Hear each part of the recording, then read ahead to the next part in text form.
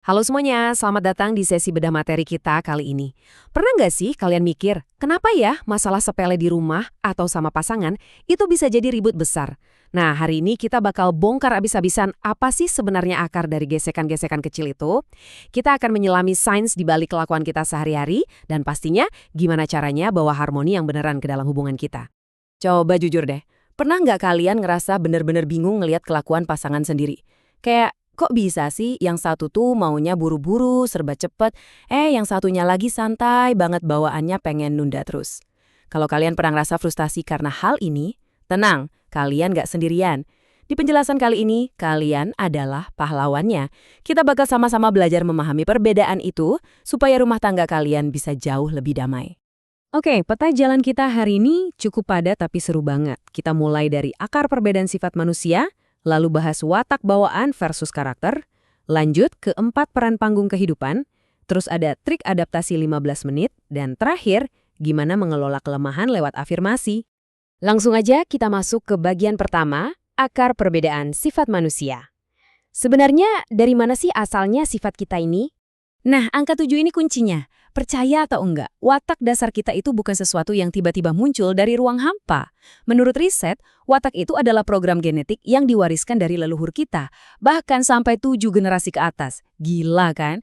Jadi watak ini pada dasarnya adalah DNA yang bawa pesan khusus dan tersimpan rapi di otak kita, tepatnya di area lobus parietalis. Ibarat smartphone, ini tuh basic program alias setelan pabrik yang udah tertanam di sistem syaraf kita sejak kita lahir ke dunia. Coba kita lihat sebentar ke belakang. Menariknya, sejak tahun 400 sebelum Masehi, bapak kedokteran kita, Hippocrates, udah sadar loh kalau manusia itu beda-beda. Walaupun waktu itu dia mikirnya ini gara-gara cairan tubuh, kayak ada yang darahnya lebih banyak atau empedu kuningnya yang dominan. Terus, masuk abad ke-18, sains mulai bergeser ke pemahaman genetik yang lebih modern. Sampai akhirnya di masa kini, kita memahaminya persis kayak gadget tadi. Ada program dasar bawaan pabrik dan ada program aplikatif yang kita unduh dari lingkungan sekitar. Lanjut ke bagian kedua. Kita bahas soal watak bawaan versus karakter. Apa sih bedanya? Poin paling krusialnya ada di sini. Watak itu ibarat bahan dasar. Kalian mungkin terlahir sebagai kayu, batu, besi, atau plastik. Dan tebak apa? Kalian sama sekali nggak bisa ngubah itu. Tapi, karakter itu adalah hasil ukiran kalian. Katakanlah kita mau bikin meja. Kalian bisa ngukir kayu jadi meja, batu jadi meja, atau plastik jadi meja.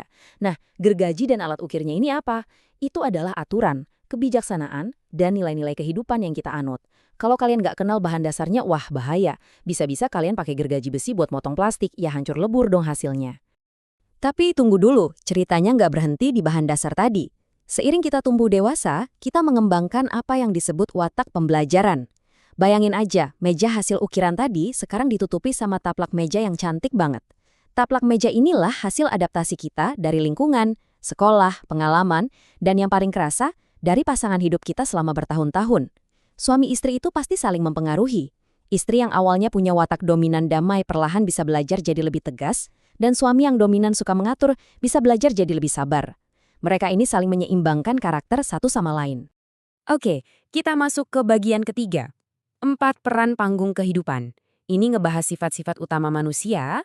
Nah, ini dia rahasia buat mencahin misteri di rumah kalian. Kalau dianalogikan ke teater, pertama ada si koleris. Ini tipe sutradara, bawaannya pengen ngatur, pengen semuanya serba cepat. Terus ada si plekmatis, kita sebut aja penonton. Tipe ini tuh hasratnya damai, santai, dan emang cenderung suka nunda. Ketiga ada melankolis, si penulis skenario, yang super detail dan pemikir keras. Terakhir sanguinis, si artis yang selalu ceria dan paling doyan ngomong. Coba deh bayangin, di satu rumah istrinya tipe sutradara yang pengen satset. Suaminya tipe penonton yang cuma pengen rebahan damai. Ya, udah pasti bakal ada gesekan-gesekan lucu, atau bahkan bikin naik darah kan? Buat nambah bumbu dinamika tadi, ada satu fakta yang mengejutkan banget nih. Ternyata, kebutuhan komunikasi harian manusia itu beda drastis secara biologis. Seorang perempuan, bahkan yang introvert sekalipun loh, punya kebutuhan buat ngeluarin sekitar 16.000 kata per hari. Sementara laki-laki, bahkan yang paling ekstrovert sekalipun, mentok-mentok cuma di angka 9.000 kata. Kenapa ini penting banget buat kita tahu? Karena ngomong dan memproses info itu nguras energi. Orang dengan watak damai atau pemikir yang introvert, itu energinya lebih cepat habis. Mereka butuh momen buat duduk diam, ngisi ulang baterai mereka. Sementara pasangannya mungkin masih perlu baterainya dan pengen terus ngajak ngobrol. Paham kan sekarang kenapa kadang suka nggak nyambung? Masuk ke bagian keempat, trik adaptasi 15 menit. Ini adalah strategi emas buat kalian. Perhatiin baik-baik ya, ini trik komunikasi yang luar biasa ampuh. Kalau kalian lagi ngadepin pasangan atau anak yang lagi keras kepala, tolong jangan langsung dilawan wataknya. Langkah pertama, di 10 menit awal, ikutin aja pola pikir dan ritme mereka. Kalau suami kalian tipe sutradara yang nuntut kerja cepat, tunjukin ritme cepat kalian di awal. Langkah kedua, di menit 10-15, kasih mereka waktu sebentar. Buat tipe damai yang suka nunda, di momen ini tuh mereka sebenarnya lagi ngumpulin energi loh, jangan diganggu. Nah, barulah masuk langkah ketiga setelah menit ke-15, saat kebutuhan dasar watak mereka udah terpenuhi, pelan-pelan kalian tarik mereka buat ngikutin ritme kalian. Percaya deh, mereka bakal merasa lebih dipahami dan jauh-jauh lebih gampang diajak kerjasama. Selama nunggu 15 menit itu, satu hal yang paling penting. Jaga kata-kata di dalam pikiran kalian. Kalau pasangan kalian yang ritmenya lambat, lagi diem, jangan ngebatin hal negatif seperti menyalahkan mereka itu pemalas. Jangan, ganti kata-kata itu. Bisikin ke diri kalian sendiri, katakan dia sedang berproses. Serius deh, ini benar-benar ngubah segalanya. Pilihan kata itu ngaruh banget ke cara pikir kita. Kalau kita mandang pasangan kita lagi berproses menata watak bawaannya, kita otomatis jadi jauh lebih bijak, dan rasa kesal kita itu bisa langsung mereda seketika. Terakhir, bagian kelima, mengelola kelemahan lewat afirmasi. Waktunya kita kelola diri kita sendiri. Afirmasi diri ini sering banget salah diartiin sebagai pura-pura atau ngebohongin diri sendiri. Padahal mah bukan gitu sama sekali. Ini tuh mekanisme ilmiah buat ngobrol langsung sama sistem saraf tubuh kita. Ingat ya, kelemahan bawaan kita tadi itu program di otak yang bakal nyala terus. Nah, lewat afirmasi, kita sengaja ngirim instruksi verbal yang kuat dari otak, nyebar ke seluruh tubuh buat memanipulasi secara positif supaya kita bisa mendobrak kelemahan bawaan tersebut. Gimana prakteknya? Gini, buat kalian tipe melankoli si penulis skenario yang kelemahannya itu suka mikir kejauhan, mikirin detil, nyuruh kalian buat langsung stop mikir itu salah besar. Itu ibarat motong kaca pakai gergaji mesin. Salah alat. Watak dasar mereka itu ya emang harus mikir buat ngambil keputusan. Jadi, skrip afirmasi yang pas buat dilontarkan adalah, "Ya Allah, saya ambil keputusan sekarang." Ucapin itu keras-keras. Kalimat ini tuh ngasih instruksi tajam ke otak pemikir kalian buat segera memproses konklusi. Kan bisa hemat waktu berjam-jam cuma dari kalimat sederhana ini.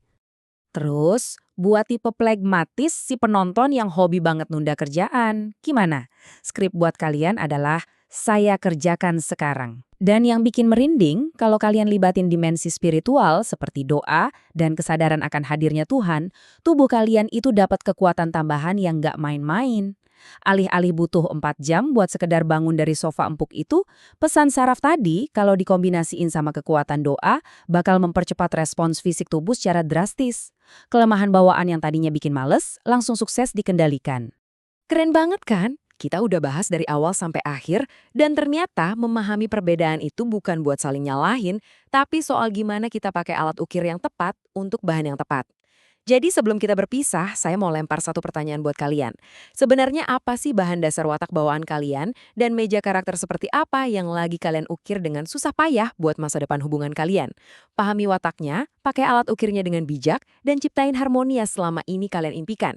Terima kasih banget udah nemenin di sesi bedah materi kali ini, dan terus semangat belajar bareng kita.